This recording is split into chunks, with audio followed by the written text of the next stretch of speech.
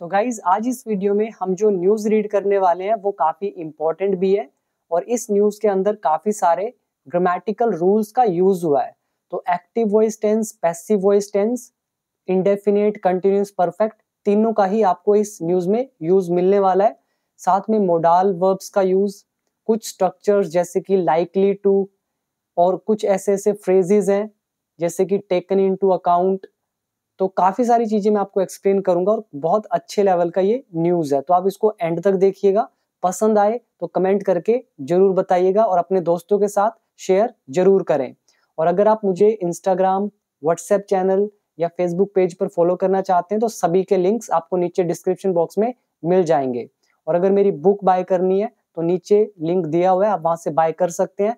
और अगर online course करना चाहते हैं, complete English course basic to advance level तक, तो आपके सामने डिटेल डिस्प्ले हो रही है, आप इसे रीड कर सकते हैं। और 1 ईयर का कोर्स है जिसका प्राइस है 799, जिसमें आपको पूरी की पूरी इंग्लिश आ जाएगी बेसिक से एडवांस लेवल तक। इसके अलावा आपको कोई और कोर्स नहीं करना पड़ेगा। तो इसका लिंक ऐप का नीचे दे रखा है, डिस्क्रिप्शन बॉक्स चेक कर लीजिएगा। तो चलिए शुरू करते हैं इस न्यूज को हेडलाइन के साथ। हेडलाइन है जेईई मेंस। ये आपको एग्जाम पता होगा, +2 के बाद दिया जाता है जेईई मेंस। तो जेईई मेन करिकुलम, तो जो सिलेबस है, करिकुलम का मतलब होता है पाठ्यक्रम। जैसे आपकी दिनचर्या होती है कि आप ये करते हैं, फिर ये करते हैं, फिर ये करते हैं, उसी तरह से जो जेईई मेन का करिकुलम है, उनका जो पाठ्यक्रम है, सेट, वो तैयार है टू गेट लाइटर, हल्का होने के लिए। तो गेट लाइटर मतलब हल्का होना, मतलब सिलेबस कम हो जाएगा। फ्रॉम नेक्स्ट ईयर, अगले साल से। तो ये वर्ड आपको पहले तो ये आना चाहिए, करिकुलम। ये स्कूल में बहुत यूज होता है करिकुलम। तो इसका सीधा सीधा मतलब है पाठ्यक्रम। तो किस किस क्या क्या होगा सिलेबस के अंदर, वो सारा आता है इस करिकुलम के अंदर। और ये आप वर्ब याद कर सकते हैं, गेट लाइटर, हल्के हो जाना। जैसे होता है गेट लेट, देर होना, गेट कंफ्यूज्ड, भ्रमित होना, गेट एंग्री, गुस्सा होना, और गेट डिसअपॉइंटेड, नाराज होना, और गेट अपसेट मतलब उसका भी है नाराज होना। ऐसे गेट मैरिड, शादी होना, गेट इंगेज्ड, सगाई होना। तो ऐसी है गेट लाइटर, हल्का होना। तो हर जगह आ रहा है होना।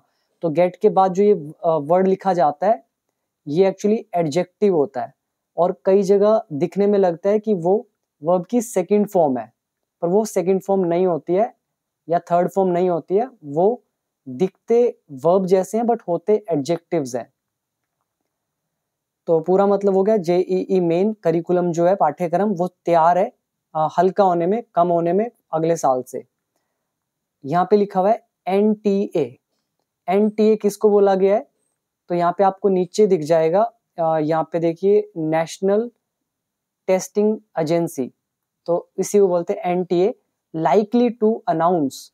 अब ये लाइकली टू का मतलब क्या होता है? लाइक मतलब पसंद करना, पर यहाँ पे लाइकली जो है ये एक एडवांस स्ट्रक्चर है।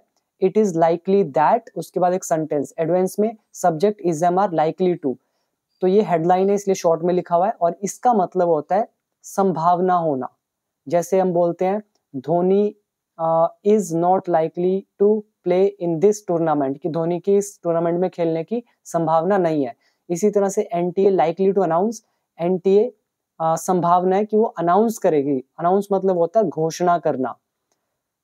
सिलेबस सून, तो एनटीए संभावना है कि अनाउंस करेगी सिलेबस को, सून मतलब जल्द। तो ये टाइम्स ऑफ इंडिया का न्यूज़पेपर है और द हिंदू न्यूज़पेपर की भी वीडियोस आएंगी। और आपको शायद लगता होगा कि द हिंदू का लेवल बहुत एडवांस लेवल होता है, बाकी तो हल्के फुल्के होते हैं, बट ऐसा बिल्कुल भी नहीं है। द हिंदू से सबसे मतलब आज का जो ये न्यूज़ है ना, ग्रामेटिकल कॉन्सेप्ट्स वाइज मुझे सबसे ज्यादा पसंद आया। जितनी भी मैंने आज तक न्यूज़ पढ़ी है उसमें सबसे बढ़िया जो न्यूज़ लगा तो वो ये वाला है, क्योंकि इसका ग्रामेटिकल पैटर्न बहुत अच्छा है। तो ऐसा नहीं है कि द हिंदू में ही सब कुछ होता है, टाइम्स ऑफ इंडिया का भी बहुत अच्छा एक लेवल है और इससे भी आप कॉम्पिटिटिव एग्जाम की तैयारी कर सकते हैं। तो अब न्यूज़ पढ़ते हैं, फिर आपको और ज़्यादा क्लियर होगा इसके बारे में। तो न्यू दिल्ली का एडिशन है, तो यहाँ पे लिखा है इंजीनियरिंग एस्पिरेंट्स। एस्पिरेंट्स कौन होते हैं? जिनको आप बोलते हैं महत्वाकांक्षी उम्मीदवार। तो इंजीनियरिंग मतलब जो इंजीनियरिंग में एडमिशन लेना चाहते हैं वो एस्पिरेंट्स मतलब महत्वाकांक्षी कैन एक्सपेक्ट वो उम्मीद कर सकते हैं, ये कैन का लेसन हमारा, उम्मीद कर सकते हैं अ लाइटर मतलब हल्का joint entrance examination JEE main. तो जेईई की फुल फॉर्म होगी ज्वाइंट एंट्रेंस एग्जामिनेशन मेन।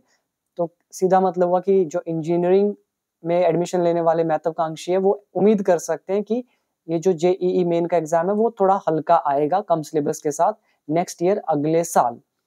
आगे है फॉर विच जिसके लिए, अब यहाँ पे कनेक्टर का काम कर रहा है फॉर विच जिसके लिए दी नेशनल टेस्टिंग एजेंसी ये जो एनटीए है इज लाइकली टू अनाउंस, तो ये अनाउंस करने वाली है या फिर इसके अनाउंस करने की संभावना है।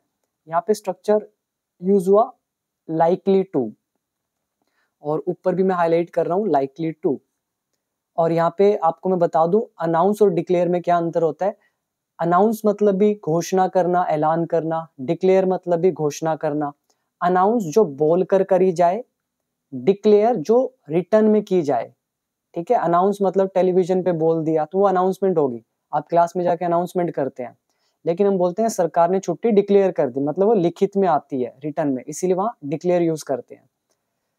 तो कह रहे हैं कि ये सभी एस्पिरेंट्स उम्मीद कर सकते हैं हल्का सिलेबस आएगा इस जेई मेन में नेक्स्ट ईयर, फॉर विच जिसके लिए एनटीटीए ने मतलब नेशनल टेस्टिंग एजेंसी ने इज लाइकली टू अनाउंस संभावना है कि वो अनाउंस करेगी द सिलेबस जो भी सिलेबस है उसको, and release the information bulletin और वो रिलीज करेगी इंफॉर्मेशन बुलेटिन, यानी कि जैसे टीवी के थ्रू या किसी के भी थ्रू, तो वो इंफॉर्मेशन को रिलीज करेगी नेक्स्ट वीक अगले हफ्ते। यहाँ पे सीखने वाली चीज है ये फॉर विच, ये है कनेक्टर। अब बात कर लेते हैं रूल कौन सा लगा। इंजीनियरिंग एस्पिरेंट सब्जेक्ट लगा, कैन के साथ वर्ब की फर्स्ट फॉर्म। तो ये एक पूरा सेंटेंस हुआ नेक्स्ट ईयर तक। उसके बाद फॉर विच कनेक्टर लगा हुआ है, फिर एक सेंटेंस और जोड़ दिया जिसमें स्ट्रक्चर यूज किया लाइकली टू का, और फिर पूरा नेक्स्ट वीक तक एक कंप्लीट सेंटेंस। तो काफी अच्छा एक ये स्ट्रक्चर हुआ जिसको आप सीख सकते हैं।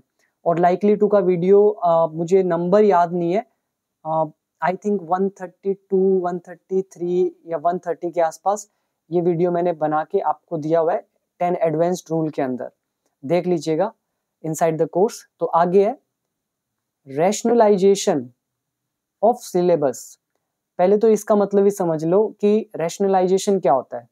इसका मतलब होता है एक पैटर्न तैयार करना, पूरा प्रोसेस बताना कि इसके बाद ये, इसके बाद ये। करिकुलम में मान लो डिसाइड कर दिया कि ये 10 लेसन रहेंगे, लेकिन पहले कौन सा रहेगा, दूसरा कौन सा रहेगा, वो जो पूरा उसकी अरेंजमेंट होती है उसको बोलते हैं रैशनलाइजेशन। तो रैशनलाइजेशन ऑफ सिलेबस मतलब किस तरह का प्रोसेस रहेगा, पैटर्न। तो has been taken into account, तो इसको ध्यान में रखा गया है। रैशनलाइजेशन ऑफ सिलेबस, जो सिलेबस किस तरह से मतलब सुव्यवस्थीकरण। अगर मैं आपको एग्जैक्ट हिंदी बताऊं रैशनलाइजेशन की, इसका मतलब होता है सुव्यवस्थीकरण। ठीक है, उसको अरेंज करना सही से। तो सिलेबस का जो ये सुव्यवस्थीकरण है, has been taken into account, इसको ध्यान में रखा गया है। हैज बीन का यूज हुआ प्रेजेंट परफेक्ट टेंस, लेकिन पैसिव वॉइस का टेक इनटू अकाउंट या टेक इनटू कंसीडरेशन, इसका मतलब होता है ध्यान में रखना। और टेकन वर्ब की थर्ड फॉर्म लगी हुई है। तो ये ध्यान में रखा गया क्या, रैशनलाइजेशन ऑफ सिलेबस किसके द्वारा, बाय बोर्ड, बोर्ड के द्वारा, अक्रॉस द कंट्री, पूरे कंट्री में, पूरे देश में। वाइल करते समय, वाइल बता रहा है कोई काम करते समय। While designing the curriculum, curriculum को डिजाइन करते समय इस चीज को ध्यान में रखा गया है by boards across the country. आगे लिखा हुआ है करिकुलम किस चीज का, while designing the curriculum for the engineering और आर्किटेक्चर एंट्रेंस एग्जामिनेशन। तो ये सिंपल ही है, कोई इतना मुश्किल नहीं है कि जो करिकुलम है इंजीनियरिंग का, आर्किटेक्चर, एंट्रेंस एग्जाम का, इसको डिजाइन करते वक्त उनको ध्यान में रखा गया है। और ये एंट्रेंस एग्जाम है तो इसके लिए आगे देखो विच रिलेटिव प्रोनाउन लगा हुआ है, तो विच विल बी कंडक्टेड, जो आयोजित किया जाएगा, कंडक्ट किया जाएगा ड्यूरिंग, दौरान, जनवरी अप्रैल इन 2024। तो ड्यूरिंग मतलब के दौरान, जनवरी और अप्रैल के बीच में 2024 में जो कंडक्ट किया जाएगा। अब यहाँ पे देखिए विल बी का यूज, उसके साथ वर्ब की थर्ड फॉर्म। अब इसी सेंटेंस में, तो ये पूरे पैराग्राफ में 2 सेंटेंस यूज हुए। और ये जो अभी हमने पढ़ा रैशनलाइजेशन बाय सिलेबस, इसके अंदर देखो सबसे पहले यूज हुआ हैज बीन टेकन, ये है हमारा प्रेजेंट परफेक्ट पैसिव वॉइस का। इसके अलावा नीचे देखिए विल बी कंडक्टेड, ये हमारा यूज हुआ फ्यूचर इंडेफिनिट, वो भी पैसिव वॉइस का। इसके अलावा यूज किया हमने वाइल का एक स्ट्रक्चर, मतलब जब 2 काम साइमल्टेनियसली होते हैं तो हम यूज करते हैं। इसके अलावा हमने यहाँ पर यूज किया विच, जो कि एक रिलेटिव प्रोनाउन है। अब आप अंदाजा लगा लो कि कितना एक अच्छे लेवल का, जिसको हम ऐसे मतलब ये न्यूज बोल सकते हैं। अभी आपको और भी दिखेगा काफी अच्छा कुछ, देखते जाइएगा। और सच में बहुत आसान है, अगर आपको रूल आते हो तो मजा आता है पढ़ने में। और ये सारे रूल्स मैंने आपको करा रखे हैं, बहुत सारे, आप जरूर कोर्स को ज्वाइन करके सीख लीजिएगा। नेक्स्ट है सेवरल एजुकेशन बोर्ड्स, कह रहे हैं कुछ एजुकेशनल बोर्ड्स जो हैं, जैसे ICSE, ऐसे कई सारे बोर्ड होते हैं, हरियाणा बोर्ड, J&K बोर्ड, इस तरह से। तो कह रहे हैं कुछ एजुकेशनल बोर्ड्स इंक्लूडिंग, जिसमें शामिल है CBSE भी, एज वेल एज, साथ ही साथ NCERT, तो जिनमें ये और ये दोनों इंक्लूडेड है। हैड रिड्यूस्ड, इन्होंने हल्का कर दिया था, कम कर दिया था। यहाँ पे हैड के साथ रिड्यूस्ड यूज हुआ, वर्ब की थर्ड फॉर्म, ये हो गया पास्ट परफेक्ट टेंस, तो एक्टिव वॉइस का। और यहाँ पे यूज हुआ एज वेल एज का हमारा यूज। तो कुछ एजुकेशनल बोर्ड्स ने, जिसमें CBSE और साथ ही साथ NCERT शामिल थे, इन्होंने रिड्यूस कर दिया था द सिलेबस को, फॉर, के लिए, किसके लिए, classes 9th to 12th, 9th से लेकर 12th तक के, ड्यू टू, के कारण, किसके कारण, द एकेडमिक डिसरप्शन, डिसरप्शन का मतलब होता है रुकावट, तो इस वर्ड को आप याद कर सकते हैं, डिसरप्शन मतलब रुकावट, और ड्यू टू मतलब के कारण। तो सिलेबस कम कर दिया था 9th से लेकर 12th तक, ड्यू टू एकेडमिक, जो ये मतलब शिक्षा में जो डिसरप्शन आया था, रुकावट आई थी, कोज्ड बाय, किसके द्वारा हुई थी ये डिसरप्शन, कोज्ड मतलब कारण बता रहे हैं, यहाँ पे आप लगा सकते हैं विच वॉज कोज्ड बाय, जो कि किसके द्वारा हुई थी, the Covid pandemic, corona virus महामारी के कारण। यहाँ पे पेंडेमिक का मतलब हो गया महामारी, कोज्ड का मतलब उससे पैदा हुई थी। तो यहाँ पे आप रिलेटिव प्रोनाउन विच का भी यूज कर सकते हैं, विच वॉज कोज्ड, लेकिन एडवांस लेवल में विच वॉज हटा दिया, तो सीधा लिख सकते हैं हम कोज्ड। तो पूरा मतलब हो गया कि सेवरल एजुकेशनल बोर्ड्स ने, जिसमें CBSE और साथ ही साथ NCERT शामिल थे, इन्होंने कम कर दिया था सिलेबस 9th से लेकर 10th तक, जो भी शिक्षा में डिसरप्शन हुई थी कोविड महामारी के कारण। तो उम्मीद है ये समझ में आया।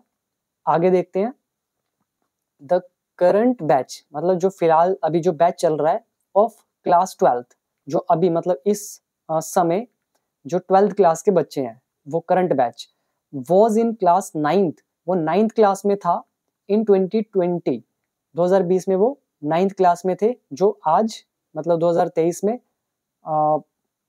इसमें है, 12th में है। तो मतलब हुआ इसका, आगे देखिए व्हेन, तो अभी जो बच्चे हैं 12th के, वो 9th में थे 2020 में, व्हेन, जब, रैशनलाइजेशन, जब ये सुव्यवस्थीकरण ऑफ सिलेबस जो था, वॉज इनिशिएटेड, जब ये शुरू किया गया। अब ये भी हमारा पैसिव वॉइस है, देखिए वॉज इनिशिएटेड, इनिशिएट का मतलब होता है पहल करना, शुरुआत करना, और ये वॉज थर्ड फॉर्म लगा है, यानी कि past indefinite of passive voice. यहाँ पे व्हेन जो है ये जब का यूज है, एक कनेक्टर है, सेंटेंस को जोड़ रहा है, और ऊपर जो है current batch of class 12th, उसके बाद वॉज लगा हुआ है इन क्लास 12th, वो 12th में थे। ये हमारा सिंपल नाउन एडजेक्टिव का चैप्टर। तो उम्मीद है यहाँ तक समझ में आया। तो जब ये शुरुआत की गई रैशनलाइजेशन ऑफ सिलेबस की, तो जो अभी 12वीं में है वो उस समय 9th क्लास में थे। हाउएवर इसके बावजूद भी या फिर भी the syllabus for JEE mains, जो ये सिलेबस था इस एग्जाम का, एंड नीट यूजी का, वर केप्ट अनटच्ड, तो इनको छेड़ा नहीं गया था, इनको वैसे ही रखा गया था, उनमें कोई बदलाव नहीं किया गया था। अनटच्ड का मतलब हो गया जिसको छुआ न गया हो, और केप्ट मतलब रखना। एंड वर केप्ट, यहाँ पर भी देखिए पैसिव वॉइस यूज हुआ है, तो ये जो सिलेबस था इनका वर केप्ट, इनको रखा गया था, ये पैसिव वॉइस है। कीप मतलब रखना, और केप्ट इज वर्ब की थर्ड फॉर्म, तो ये पास्ट इंडेफिनिट पैसिव वॉइस का, तो इनको अछूता रखा गया था, मतलब इनको छेड़ा नहीं गया था, कोई बदलाव नहीं किया गया था। आगे देखिए, एनटीए डायरेक्टर जनरल, एनटीए के जो भी डायरेक्टर जनरल है, नाम है इनका सुबोध कुमार सिंह, तो इनके ये जनरल ने सुबोध कुमार सिंह ने सेड, इन्होंने कहा, द एजेंसी, अब इनके एग्जैक्ट वर्ड है actually, the agency has consulted all boards, जो ये एजेंसी है एनटीए हैज कंसल्टेड, इसने परामर्श ले लिया है। कंसल्ट का मतलब होता है, यहाँ पे हाईलाइट करता हूँ, कंसल्ट मतलब होता है परामर्श करना, सलाह लेना, और हैज लगा है present perfect tense active voice का। तो सुबोध कुमार सिंह ने कहा कि जो ये एजेंसी है एनटीए, इसने परामर्श ले लिया है सभी बोर्ड से, एंड और बेस्ड ऑन द डेलिब्रेशंस, और इन डेलिब्रेशंस के आधार पर, अच्छा वर्ड है डेलिब्रेशंस, इसका मतलब होता है विचार विमर्श, तो बेस्ड ऑन द डेलिब्रेशंस, ये जो विचार विमर्श हुआ इसके आधार पर, बेस्ड ऑन, तो इसके आधार पर द एक्सपर्ट कमेटी, जो एक्सपर्ट कमेटी है, इज फाइनलाइजिंग, वो अंतिम रूप दे रही है, यानी कि फाइनलाइज कर रही है, फाइनल कर रही है द सिलेबस को। अब यहाँ पे इज फाइनलाइजिंग, ये हमारा यूज हुआ present continuous tense active voice का। और क्या लिखा हुआ है आगे, डबल इन्वर्टेड कॉमास में यहाँ से यहाँ तक लिखा है, सेवरल एजुकेशन बोर्ड्स, कुछ एजुकेशन बोर्ड जो है इंक्लूडिंग सीबीएसई, जिसमें सीबीएसई है, एज वेल एज साथ ही साथ एनसीईआरटी है, हैव रिड्यूस्ड, इन्होंने रिड्यूस कर दिया है देयर सिलेबस, अपना सिलेबस, ड्यूरिंग द पेंडेमिक के दौरान। तो ये जो ये प्रेजेंट परफेक्ट यूज हुआ, let me highlight it for you, तो प्रेजेंट परफेक्ट यूज हुआ क्योंकि ये जो रिडक्शन करने का काम था ये अभी भी जारी है, ये पूरी तरह से कंप्लीट नहीं हुआ, इसीलिए इसको प्रेजेंट परफेक्ट में रखा गया है। तो कुछ एजुकेशनल बोर्ड्स ने सीबीएसई और एनसीईआरटी के साथ में, तो इन्होंने रिड्यूस कर दिया है अपना सिलेबस पेंडेमिक के दौरान, महामारी के दौरान। वी हैव कंसल्टेड, हमने कंसल्ट कर लिया है द बोर्ड्स से ऑन दिस, इस पर, इस मामले में उन्होंने डिस्कस कर लिया है, and a revised common syllabus, और एक रिवाइज्ड का मतलब क्या होता है, अच्छा वर्ड है भी, संशोधित क्या होता है, करेक्टेड वर्जन किसी चीज का, या फिर अमेंडमेंट मतलब चेंज जो किया जाता है उसको बोलते हैं रिवाइज्ड कॉमन सिलेबस, जिसमें करेक्शन की गई हो। तो हमने कंसल्ट कर लिया है बोर्ड से इस बारे में, and a revised common syllabus, तो एक जो सिलेबस होगा कॉमन, बेस्ड ऑन डिस्कशंस, जो भी डिस्कशंस हुई उनके आधार पर, और किससे डिस्कशन हुई, विद द बोर्ड्स से, इज बीइंग प्रिपेयर्ड, तो वो तैयार किया जा रहा है। अब देखिए एक और स्ट्रक्चर यूज हुआ, इज बीइंग प्रिपेयर्ड, ये भी हमारा हुआ प्रेजेंट कंटिन्यूअस टेंस लेकिन पैसिव वॉइस का। तो मैं हाईलाइट करता जा रहा हूं, देखिए ऑलमोस्ट इसमें सारे टेंस यूज हुए हैं। तो ये जो रिवाइज्ड कॉमन सिलेबस है ये ऑब्जेक्ट का काम कर रहा है, तो इसको इज बीइंग प्रिपेयर्ड, तैयार किया जा रहा है, बाय आवर एक्सपर्ट्स, हमारे एक्सपर्ट्स के द्वारा। एनटीए हैज सेटअप, एनटीए ने सेटअप किया है, सेटअप तो आप जानते ही हैं, सेट की थर्ड फॉर्म भी सेम ही रहती है तीनों, तो एनटीए ने सेटअप किया है एक्सपर्ट कमेटीज, तो एक्सपर्ट कमेटीज सेटअप की है फॉर ईच एग्जाम, प्रत्येक एग्जाम के लिए, इट कंडक्ट्स, जो वो कंडक्ट करती है, इट का मतलब ये जो एनटीए है, कंडक्ट के साथ एस लगा दिया, तो प्रेजेंट इंडेफिनिट टेंस, तो अब आप लगा लो, मैंने आपको स्टार्टिंग में कहा था ना कि इसमें बहुत अच्छे रूल्स यूज हुए हैं, तो देख लीजिए आपके सामने सब कुछ है। तो आगे पढ़ते हैं। द रिवाइज्ड सिलेबस, ये जो रिवाइज्ड सिलेबस है, और ये जो सिलेबस है ये नाउन है, रिवाइज्ड यहाँ पर एक एडजेक्टिव है, इसमें कंफ्यूज मत होना कि अब ये रिवाइज्ड यहाँ पे सेकंड फॉर्म या थर्ड फॉर्म है, ये एडजेक्टिव है। सो ये जो करेक्टेड सिलेबस है विल बी नोटिफाइड, तो इसकी नोटिफिकेशन भेज दी जाएगी, मतलब इन्फॉर्म कर दिया जाएगा। ये विल बी नोटिफाइड, ये भी फ्यूचर इंडेफिनिट है पैसिव वॉइस का। तो करेक्टेड सिलेबस को की सूचना दे दी जाएगी along with the information bulletin, information bulletin के साथ, मतलब वीडियो के थ्रू या टीवी के थ्रू, जैसे भी। विच, जो, यहाँ पे बुलेटिन की बात कर रहे हैं, इंफॉर्मेशन बुलेटिन, तो उसके लिए विच का यूज हुआ, जो विल बी रिलीज्ड, रिलीज की जाएगी नेक्स्ट वीक, अगले हफ्ते, along with the registration dates, registration dates के साथ ही एडेड, उन्होंने कहा, मतलब जो सुबोध सिंह थे उन्होंने कहा। तो देखिए आपके सामने ही है कि जो रिवाइज्ड सिलेबस है वो नोटिफाइड कर दिया जाएगा इंफॉर्मेशन बुलेट के साथ, और बुलेटिन के साथ, और विच, जो कि, अब ये विच रिलेटिव प्रोनाउन है जो बुलेटिन के साथ यूज हुआ है, विच विल बी रिलीज्ड, जिसको रिलीज कर दिया जाएगा अगले हफ्ते, अलोंग विद, के साथ, किसके साथ, रजिस्ट्रेशन डेट्स, मतलब रजिस्ट्रेशन कब से स्टार्ट होंगी। तो उम्मीद है ये सारा का सारा आपको समझ में आया होगा। तो दो यूज हुए इसके अंदर, फ्यूचर इंडेफिनिट और पैसिव वॉइस। और पैसिव वॉइस की मैंने अभी अभी वीडियोस को सारी की सारी वीडियोस को रिप्लेस कर दिया है, अपडेट कर दिया है, नई वीडियोस कोर्स के अंदर डाली गई हैं। तो यूट्यूब पे वो वीडियोस नहीं आएंगी और पुरानी वीडियोस टोटली रिमूव कर दी गई हैं। तो आगे है, NTA has also decided, NTA ने ये भी डिसाइड किया है, present perfect tense, to announce, कि वो अनाउंस करेगी द रिजल्ट, रिजल्ट डेट्स को। तो एनटीए ने ये भी डिसाइड किया है कि वो रिजल्ट डेट्स जो है, कि रिजल्ट कब आएगा, उनको भी अनाउंस करेगी वो एट द टाइम ऑफ, के समय, किसके समय, नोटिफाइंग, नोटिफाई, जो भी नोटिस देंगे वो इंफॉर्मेशन देंगे, इन्फॉर्म करेंगे उस दौरान। और क्या नोटिफाई करेंगे, the dates of registration, registration की डेट।